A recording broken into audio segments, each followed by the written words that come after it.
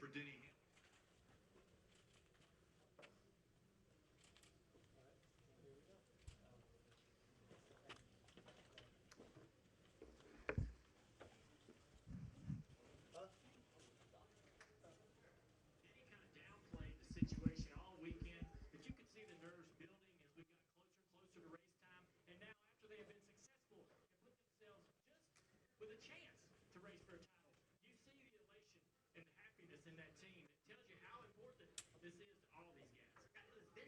Going to Homestead. He's going to race Harvick, Busch, and Truex. They've all won in this format. They've all gone to Homestead and had to win and made it happen.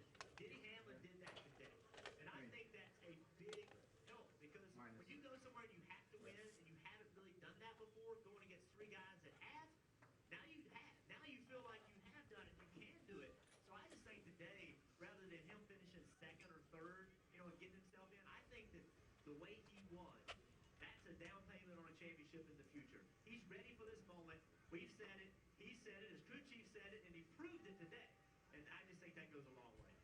He's a race away from a championship. Now, Steve, you thought it was a bad call to go with just 2 tires with such a dominant race car. Oh, I thought it was for sure the wrong call. It was going to take 4 tires. But Chris Gabehart, I guess I should have paid attention. This is the 6th win of the year. So he has a pretty good handle on it. And Marty, I think you've caught up with the crew chief. I have. I found him. And so Stevie was worried about your 2-tire call there. Were you questioning that at all to take 2 tires in that last caution? Well, I mean, golly, if you ain't questioning, you ain't breathing, right? This is the playoffs on the biggest stage, trying to get Denny Hamlin and FedEx in the playoff. Of course you are, but again, control the restart. And my race team just executes so well. I mean, I ain't going to get into it, but we got to play for every scenario. You saw a play right there, we're going to Homestead. Hey, I want to ask you, you told me yesterday you wanted the chest thumping, the name calling, or the guy who called a shot, Denny Hamlin, behind your wheel. Is that the guy who had that final restart today? Yeah, I mean, this is pro sports, man. And when you're going to compete at the highest level and beat the best, that's the guy you got to have. I mean, in any sport, I don't care what it's talking about, they have to be elite athletes. And this guy right here is as elite as it gets. When he's on, he's on. And I just can't be prouder of the race team. Denny Hamlin, all my guys. I say it every week, I wear it out. There's just no excuse to lose. And when we execute, we can win anywhere. So you want a driver with a lot of confidence and a team with a lot of confidence. So are you as bold to say you're now the favorites to win the championship next week? Hey, the goal all along was always to get to Homestead. That was the goal. In this format, against these drivers, any one race, there's a million parts on 40 race cars out there. Anything can go wrong. But getting to Homestead is a... Okay. We can shut the audio off. Great, great. Okay, we're here with 2 of our championship 4. Thank you for your patience, gentlemen. Kyle Busch and Martin Truex Jr. And I won't even open up a question. We'll throw it out to the media. Raise your hand if you have one, and we'll get a mic to you. We'll start up front with Jeff. Unless I'm completely missing something, this is the first time a team's had 3 guys in the Final Four. So how are you guys going to handle this week? Will you guys treat each other or share info any differently than you normally do? I wouldn't think so. I mean, I don't know. I can't speak for everyone, but I feel like we're all here because we work together. Our teams work together really well. We've got a great group at Joe Gibbs Racing, and I would assume all the way till Sunday morning we'll probably all work together. But that's just what I think. So we'll see what everybody else wants to do.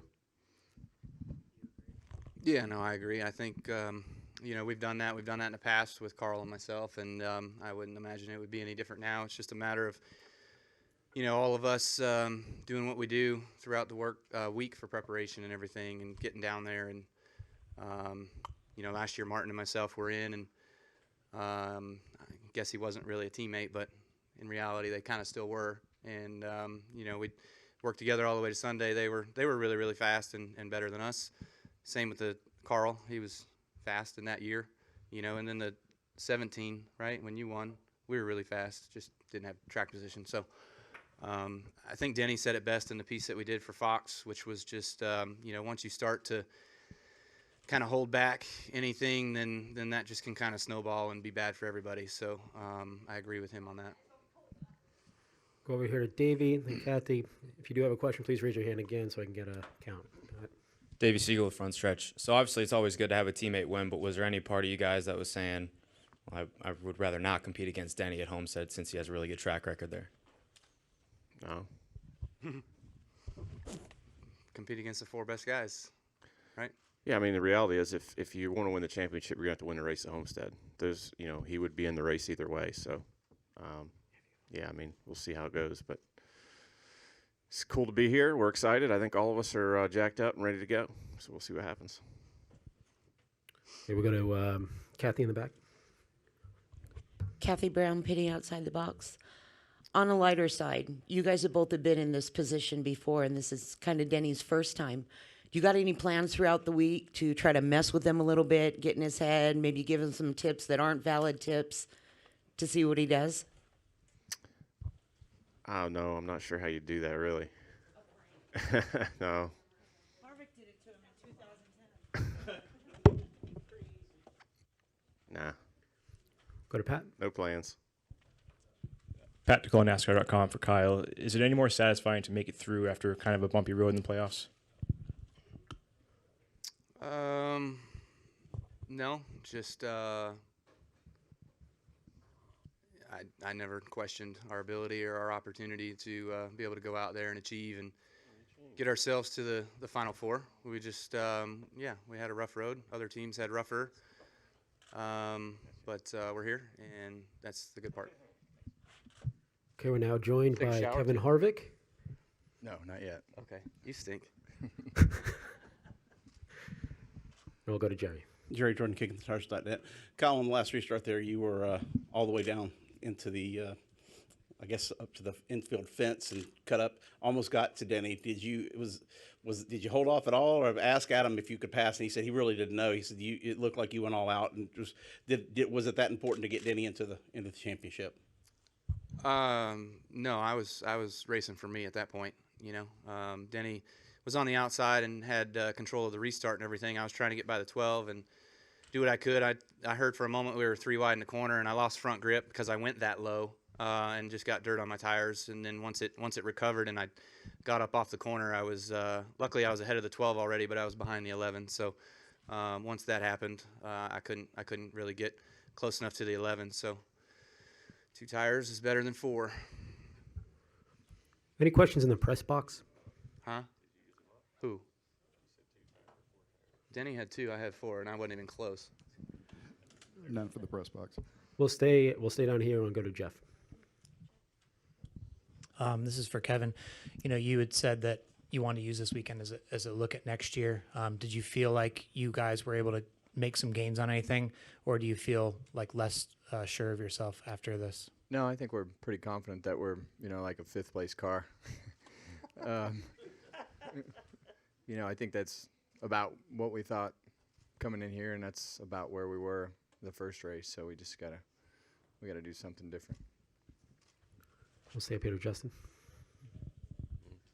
Justin Schuler, Speedway Media. This is a question for all 3 of you. Aside from Jimmy Johnson, if one of you 3 win the championship, you'll be the only other driver with multiple championships. Any thought on that? Or I know it's a what if, but if you do, any thoughts on being the next guy to have multiple championships? I think it'd be great.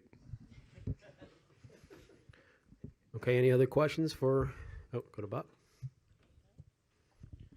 Bob Huckers, Fox Sports.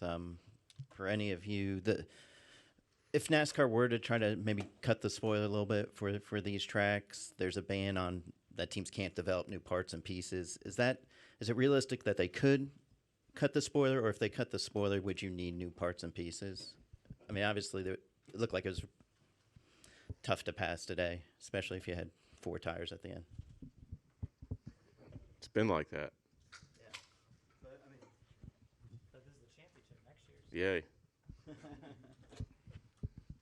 Whoever gets the lead.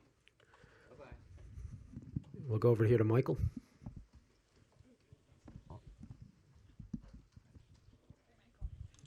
For any or all of you, any comment you would offer on the traction compound and significance or non-significance today? Yeah, I think it would have been a lot better race if they'd have got it low enough. I mean, it was just way too high. I thought it was closer in 1 and 2, but I mean it was still probably 3 or 4 feet. Probably needed to come down just a little bit. And that end, the other end, it was 7 or 8 feet. It was a lot. It was a lot. So I think it could definitely be beneficial, but it was way too high. Any final questions for our championship 3 of 4 here? All right. Thank you, gentlemen. Good luck next week in Miami.